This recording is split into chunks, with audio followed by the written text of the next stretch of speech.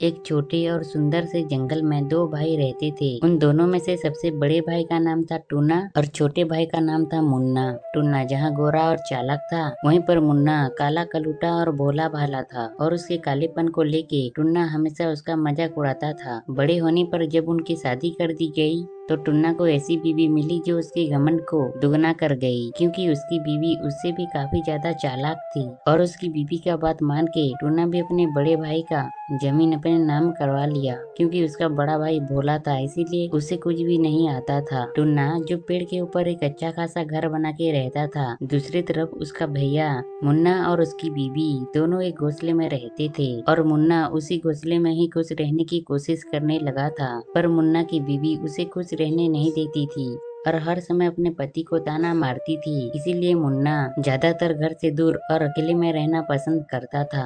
एक दिन मुन्ना अपनी बीवी से परेशान होके जंगल के बहुत अंदर चला जाता है। एक रात जंगल के अंदर बिताने के बाद मुन्ना जब सवेरे उठता है और तब वो सामने बहती हुई जादुई नदी के पास जाके नहाता है। और नहाते हुए वो मन ही मन सोचता है, काश मैं अपने भाई की तरह गोरा होता। लगता है इन्हें पता चल गया है, रात भर मैं घर में नहीं था और ये दोनों इसीलिए मुझे ऐसे देख रहे हैं। जब मुन्ना अपने घर में पहुंचता है, अरे आपके चेहरे को क्या हुआ? मुझे क्या हुआ? तुम्हारी बातें याद कर करके मैं रात भर सोया नहीं, इसीलिए मेरा चेहरा ऐसा हो गया होगा। अरे कुछ नहीं, बहुत कुछ हुआ है। आप तो अपने भाई से भी ज्यादा गोरे हो गए। क्या तुम ये कैसी बात कर रही हो? अरे सच में ये कैसे हो गया? मैं इतना गोरा कैसे हो गया? मुन्ना दिन भर अपने घोंसले में बैठ के सोचता है, मैं इतना सफेद कैसे हो गया, ये मुझे समझ में नहीं आ रहा है। लेकिन बार बार उसे जादुई नदी की याद आ रही थी। अरे हाँ, मुझे याद आ गया। जब मैं जादुई नदी में नहा रहा था तो मैंने मन ही मन सोचा था, मैं अपने भाई से भी ज्यादा गोरा हो जाऊंगा। और लगता है इसलिए मैं इतना गोरा हो गया। कहीं जादुई नदी के पानी में कुछ जादू तो नहीं है? नहीं नहीं, मुझे जाके देखना चाहिए। यही सोच के वो शाम होते ही चुपचाप जादुई नदी की ओर जाने लगता है। और फिर से वो पहले की जैसे नदी में कूद गया और कहने लगा, आपने मुझे इतना गोरा बना दिया, अब मेरे भाई की जैसे थोड़े पैसे भी दे दो। और जब मुन्ना जाके ये बात टूनी को बताता है तो टूनी को यकीन नहीं होता, लेकिन टूनी को भी सोने के गहने देख के यकीन करना पड़ता है। सुनते हैं जी, जब हमारी शादी हुई थी तो मेरी माँ ने मुझे एक अंगूठी दी थी, वो 1 साल से खो गई है। तुम जादुई नदी से कहो ना, शायद मिल जाए। अरे हम तो कभी जादुई नदी की तरफ गए नहीं, तो वो वहाँ कैसे मिलेगी? तुम जाओ तो सही। और बीबी की बात मानते हुए वो फिर से उस जादुई नदी की ओर जाने लगता है और फिर से डुबकी लगा के कहता है, जब आपने इतना दे ही दिया है, मेरे बीबी की अंगूठी को भी दे सकते हैं। और जैसे ही वो अपने पंख को ऊपर करता है, ये कैसा चमत्कार है? क्या ये जादुई नदी ये सब आपका चमत्कार है? हाँ, मैं एक जादुई नदी हूँ। तुम अपने और अपने दोस्तों के लिए जब भी और जो भी मांगोगे वो तुम्हें मिल जाएगा। आप सच कह रही हैं जादुई नदी? हाँ, मगर याद रहे, तुम अपने दुश्मन के लिए जो कोई भी चीज मांगोगे उसका दुगना तुम्हें मिलेगा। अगर ऐसा बात है तो मेरा एक ही दुश्मन है, वो है मेरा सगा भाई, और उसने मुझे झूठ बोल के मेरा जायदाद हड़प ली है। मैं चाहता हूँ उसका घर एक बड़े लकड़ी के घर में तब्दील हो जाए। इतनी बड़ी उपलब्धि, और ये इतना गोरा कैसे हो गया? और उससे भी हैरान करने वाली बात, इसके पास इतना बड़ा मकान आया कहाँ से? मुन्ना जादुई नदी के सहारे जंगल के गरीब पंछियों को खाना और गर्म कपड़े देने लगता है। और वो उस जादुई नदी के बारे में किसी को भी कुछ नहीं बताता है, पर किसी की भी कोई भी चीज खोई हो और किसी को भी कोई चीज की जरूरत हो तो वो नदी से वो चीज मांग के ले आता था। यहाँ तक कि एक दिन जंगल के राजा चील का बेटा भी जंगल में शिकार करते जाते वक्त हो जाता है, और चील राजा भी मुन्ना के पास जाते हैं और सारा बात बताते हैं। मुन्ना उन्हें दूसरे दिन आने के लिए बोलता है और रात को चुपचाप जादुई नदी के किनारे पहुँच जाता है।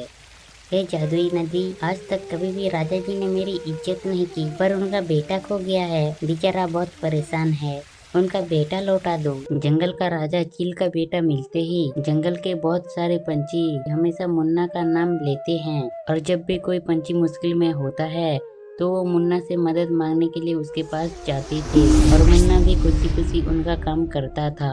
जंगल के चारों तरफ मुन्ना का नाम सुन के उसका छोटा भाई और उसकी बीबी मुन्ना से अंदर ही अंदर जलते रहते हैं। एक दिन हरे तोते के दोनों अंडे अचानक से गायब हो जाते हैं, और जब हरा तोता घोंसले में आता है तो वो देखता है कि घोंसले में अंडे नहीं हैं।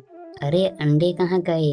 मुझे जल्दी से अंडों को ढूंढना पड़ेगा, और अगर अंडे नहीं मिले तो मेरी बीवी की तो रो रो के बुरा हाल हो जाएगा। मुझे जैसे भी अंडा लाना होगा। ऐसा करता हूँ, मुन्ना के पास चली जाता हूँ, वो मेरी मदद कर सकता है। हरा तोता मुन्ना के घर में आके सारा बात बताता है। तब मुन्ना कहता है, घबराओ मत दोस्त, कल सवेरे तुम्हारे अंडे तुम्हें मिल जाएंगे। उन दोनों की बात चुप के टूना सुन लेता है और रात को उसके घर से निकलते ही मुन्ना का पीछा करता है और उसे जादुई नदी में डुबकी लगाते हुए और जादुई नदी में से अंडे निकलते हुए देख लेता है और उसे सारी बात समझ में आ जाती है। मुन्ना जैसे ही जादुई नदी से अंडे लेके जाता है, उसका छोटा भाई भी जादुई नदी की तरफ जाने लगता है और जादुई नदी में डुबकी लगाते हुए कहता है, मेरी बीवी को सर से पांव तक सोने से लाद दो, इतने सोने के हार दो। धन्यवाद जादुई नदी जी, अब मैं भी आपसे हर एक चीज मांग के ले जाऊंगा। हाँ, लेकिन याद रहे, तुम अपने दुश्मन के लिए जो चीज मांगोगे उसका दुगना तुम्हें मिलेगा। मैं भला अपने दोस्त और दुश्मन के लिए क्या मांगूंगा, मैं तो जिंदगी भर सिर्फ अपने लिए मांगूंगा।